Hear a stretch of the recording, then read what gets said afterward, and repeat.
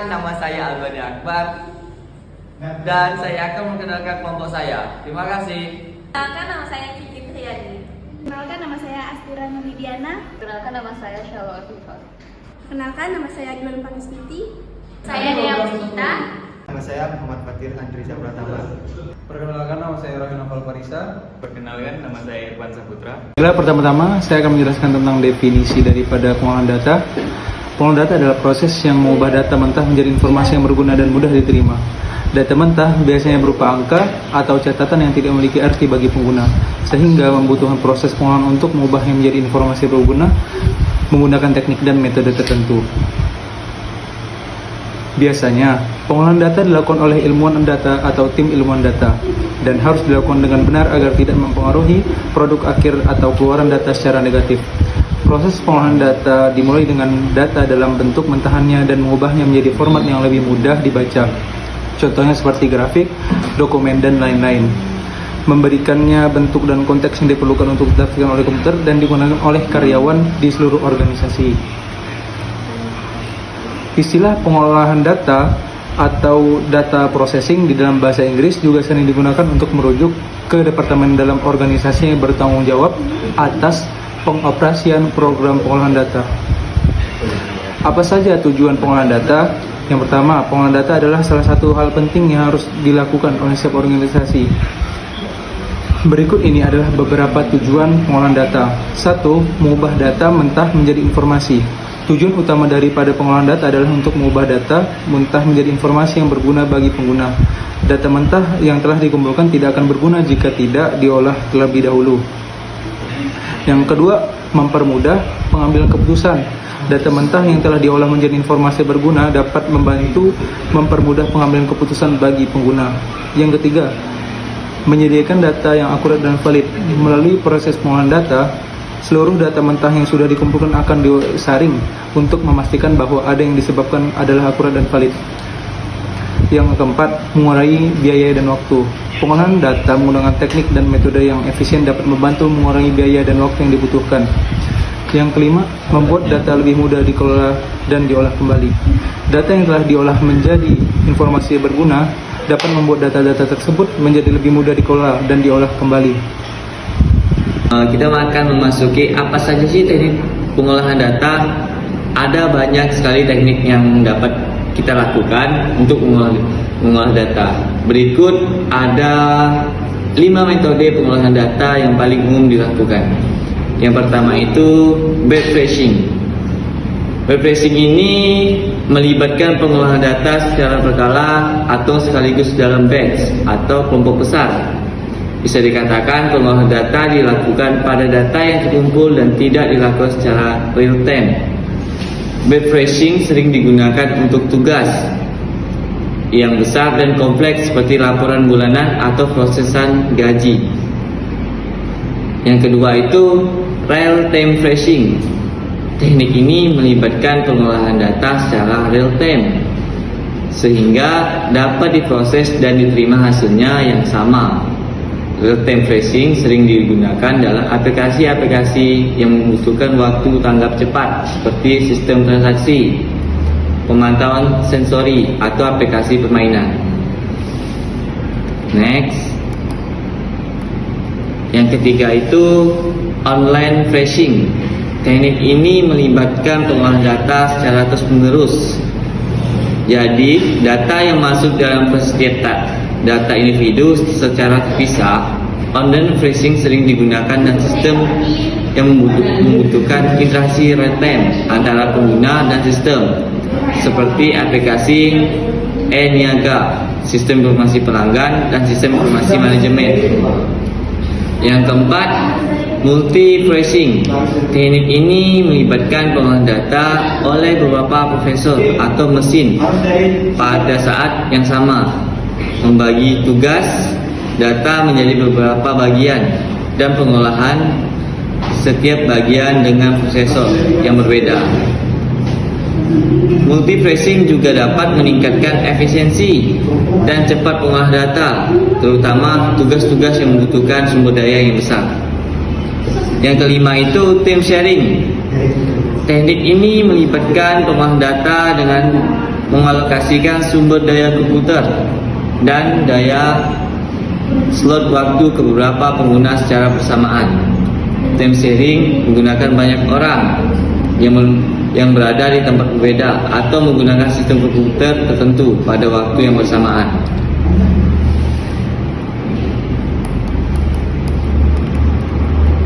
Dalam apa saja sih metode pengolahan data?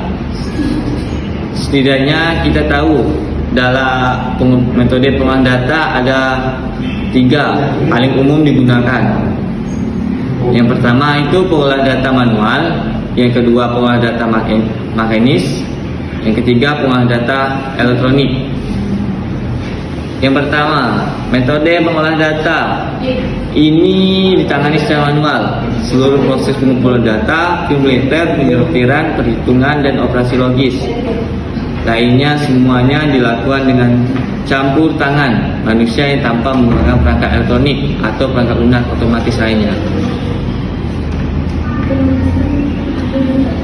Ini adalah metode berbiaya rendah dan membutuhkan sedikit atau tanpa alat, tetapi dapat menghasilkan kesalahan yang tinggi, biaya tenaga kerja yang tinggi, dan banyak waktu serta tugas yang efektif. Yang kedua itu pengolahan data mekanis, di mana metode ini dapat diproses secara mekanis melalui penggunaan perangkat dan mesin. Metode ini dapat digunakan untuk operasi pengolahan data sederhana. Selain itu, metode ini juga memiliki tingkat kesalahan jauh lebih sedikit daripada pengolahan data manual. Tetapi peningkatan jumlah data metode ini lebih kompleks dan sulit.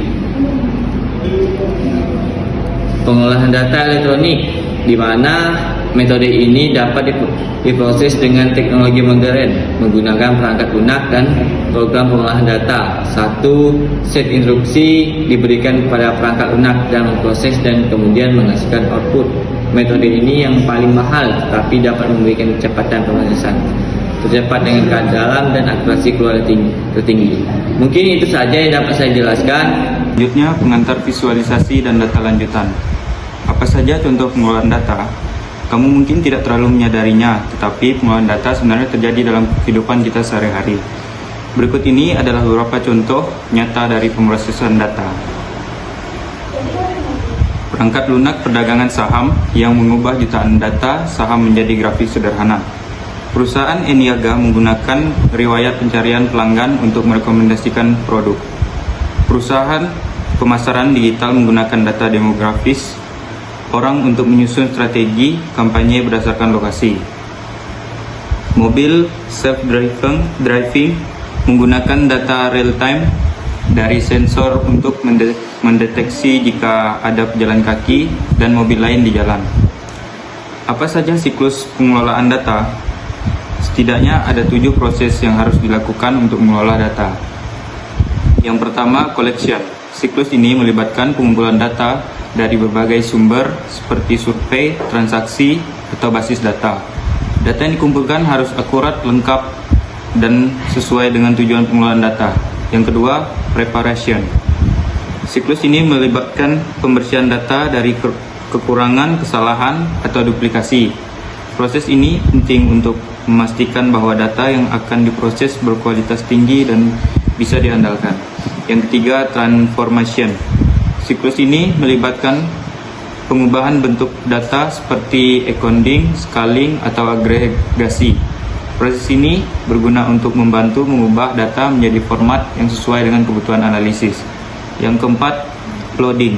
Siklus ini melibatkan pemuatan data ke dalam basis data atau sistem penyimpanan data untuk diproses dan dianalisis. Proses ini harus dilakukan dengan benar agar tetap akurat dan terjaga. Yang kelima, analisis. Siklus ini melibatkan analisis data untuk mengekstrak informasi yang berguna dan memenuhi tujuan pengelolaan data.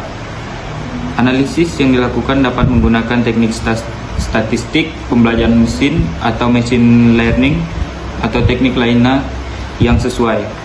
Yang keenam, visualization. Siklus ini melibatkan representasi visual dari hasil analisis data seperti tabel, grafik, atau visualisasi interaktif. Proses ini membantu memvisualisasikan dan memahami hasil analisis dengan mudah. Yang terakhir, reporting. Siklus ini melibatkan penyajian hasil analisis dan visualisasi dan bentuk laporan atau presentasi. Proses ini dapat membantu menyajikan hasil analisis dan visualisasi kepada audiens yang tepat. Berikut adalah manfaat dari statistik, yaitu ada 1. Pemahaman data. Statistik membantu dalam pengumpulan, analisis, dan interpretasi data, memungkinkan kita untuk memahami pola dan tren di dalamnya. Yang kedua, evaluasi dan pemantauan. Statistik membantu dalam mengevaluasi kinerja, memantau proyek, dan mengatur efektivitas kebijakan dan program. Yang ketiga, penelitian ilmiah. Dalam penelitian ilmiah, statistik digunakan untuk menguji hipotesis, membuat kesimpulan, dan menyajikan temuan secara objektif. Yang keempat, perbandingan dan evaluasi. Dengan menggunakan teknik statistik, kita dapat membandingkan berbagai kelompok atau etnis untuk mengevaluasi perbedaan atau kesamaan di antara mereka. Berikutnya, distribusi frekuensi. Ada beberapa manfaat dari distribusi frekuensi, yaitu 1. Ringkasan data. Distribusi frekuensi menyajikan data secara ringkas dan teratur, membuatnya lebih mudah dipahami dan diinterpretasikan. Yang kedua, mengidentifikasikan pola. Dengan melihat distribusi frekuensi, kita dapat mengidentifikasi pola dan karakteristik data, seperti apakah data cenderung terpusat di sekitar nilai tertentu atau apakah terdapat penyebaran yang luas. Berikutnya, penyajian grafik frekuensi. Penyajian grafik frekuensi memiliki beberapa manfaat penting, yaitu visualisasi data. Grafik frekuensi menyajikan data secara visual, membuatnya lebih mudah dipahami dan diinterpretasikan daripada sekedar melihat angka-angka dalam tabel. Yang kedua, penyajian hasil penelitian. Dalam penelitian ilmiah, grafik frekuensi sering digunakan untuk menyajikan hasil secara visual. Distribusi kumulatif dan kurva Auger manfaatnya, yaitu yang pertama, visualisasi data. Kurva Auger memberikan gambaran visual yang jelas tentang pola distribusi data, memungkinkan pengguna untuk melihat sebaran data dengan lebih mudah. Manfaat yang kedua, analisis korelasi. Distribusi kumulatif membantu dalam menentukan hubungan antara nilai-nilai tertentu dengan frekuensi kumulatifnya, sehingga memungkinkan analisis korelasi yang lebih baik antara variabel. Materi selanjutnya, pengukuran nilai sentral memiliki beberapa manfaat. Yang pertama, memberikan pemahaman yang lebih baik. Mengukur nilai sentral membantu dalam memahami distribusi data dengan lebih baik daripada hanya menggunakan ukuran seperti rata-rata atau median. Ini membantu menghindari kesimpulan yang keliru tentang data. Manfaat yang kedua, membantu perbandingan yang akurat. Dengan menggunakan nilai sentral yang tepat, perbandingan antara berbagai kelompok data menjadi lebih akurat dan relevan. Materi selanjutnya yaitu manfaat kuartil. 1. Mengukur penyebaran data. Kuartil membantu dalam membantu sebaran data sehingga dengan membaginya menjadi 4 bagian yang sama besar, sehingga memungkinkan untuk melihat seberapa jauh nilai-nilai data yang tersebar. Manfaat yang kedua yaitu identifikasi outlier. Kuartil dapat membantu mengidentifikasi outlier atau nilai-nilai yang jauh dari nilai-nilai lainnya dalam data. Materi selanjutnya yaitu manfaat dari rata-rata ukur. Antara lain manfaatnya yaitu 1. Pemahaman yang mudah. Rata-rata ukur memberikan gambaran yang mudah dipahami tentang data secara keseluruhan. Manfaat yang kedua, perbandingan. Memungkinkan perbandingan antara satu set data dengan yang lainnya. Termasuk yang pertama, mendeteksi pola dan tren. Analisis deret berkala membantu dalam mengidentifikasi pola dan tren dalam data waktu. Ini membantu dalam memahami perilaku dari data waktu ke waktu. Yang kedua, prediksi. Dengan memahami pola dan tren dalam data, analisis deret berkala dapat digunakan untuk membuat prediksi tentang nilai-nilai di masa depan. Pengukuran kemencangan relatif adalah cara untuk menilai seberapa simetris atau squeness distribusi data. Manfaatnya yaitu yang pertama, mengidentifikasi asimetri, memungkinkan untuk mengidentifikasi apakah distribusi data condong ke kiri, negatif, ke kanan, positif, atau simetris. Yang kedua, memahami distribusi data, memberikan wawasan tentang pola distribusi data yang mungkin tidak terlihat dengan menggunakan metrik statistik lainnya seperti mean dan median. Pengukuran Pengukuran dispersi relatif memiliki beberapa manfaat, yaitu yang pertama mengetahui tingkat variabilitas. Pengukuran dispersi relatif membantu dalam mengetahui seberapa jauh data tersebar dari nilai rata-rata, sehingga memberikan informasi tentang tingkat variabilitas dalam data. Yang kedua yaitu mengidentifikasi pola data. Dengan memahami dispersi relatif, Anda dapat mengidentifikasi pola data yang mungkin tersembunyi, seperti kecenderungan atau anomali. Pengukuran dispersi memiliki beberapa manfaat, yaitu yang pertama mengukur keragaman. Dispersi membantu mengukur seberapa jauh data tersebar dari pusatnya. Hal ini memberikan informasi tentang variasi atau keberagaman dalam data. Yang kedua, analisis risiko, yaitu dalam konteks keuangan atau manajemen risiko. Pengukuran dispersi membantu dalam memahami seberapa besar fluktuasi atau risiko yang terkait dengan investasi atau keputusan bisnis tertentu. Berikut adalah contoh statistik dengan menggunakan pengukuran nilai sentral. Pengukuran nilai sentral adalah cara untuk menemukan titik tengah atau representasi data yang menggambarkan kecenderungan umum dari sebuah kumpulan data. Contohnya yang jelas bisa diilustrasikan dengan data berikut tentang usia dari sekelompok orang berikut: 28, 35, 42, 45, 50, 55, 60. Men atau rata-rata. Untuk menghitung rata-rata, jumlahkan semua nilai dari bagilah dengan jumlah total nilai. Dalam kasus ini, jumlah usia adalah 28 ditambah 35 ditambah 42 ditambah 45 ditambah 50 ditambah 55 dan ditambah 60. Semuanya ditotalkan menjadi 315. Kemudian dibagi dengan jumlah total data 7 orang. Jadi rata-rata usia adalah 315 dibagi 7 orang, yaitu 45. Median adalah nilai tengah dalam urutan data yang telah diurutkan. Dalam hal ini, setelah data diurutkan dari yang terkecil hingga yang terbesar, urutannya adalah 28, 35, 42, 45, 50, 55, dan 60. Median adalah nilai tengah dalam urutan data yang telah diurutkan. Dalam hal ini, setelah data diurutkan dari yang terkecil hingga yang terbesar, urutannya adalah 28, 35, 42, 45, 50, 55, dan 60. Karena jumlah data ganjil, median adalah nilai tengahnya, yaitu 45. Mode adalah nilai yang paling sering muncul dalam kumpulan data. Dalam contoh ini, tidak ada nilai yang berulang, jadi tidak ada mode. Mid-rank adalah rata-rata dari nilai terkecil dan terbesar dalam kumpulan suatu data. Dalam hal ini, nilai terkecil adalah 28 dan nilai yang terbesar adalah 60. Jadi, mid-ranknya adalah 28 ditambah dengan 60 dibagi 2 sama dengan 44. Keluaran pengukuran nilai sentral ini memberikan gambaran tentang usia yang cukup representatif dari kumpulan data tersebut, dengan rata-rata dan median berada di sekitar 45 tahun. Tentu, berikut adalah contoh statistik dengan cara pengukuran dispersi.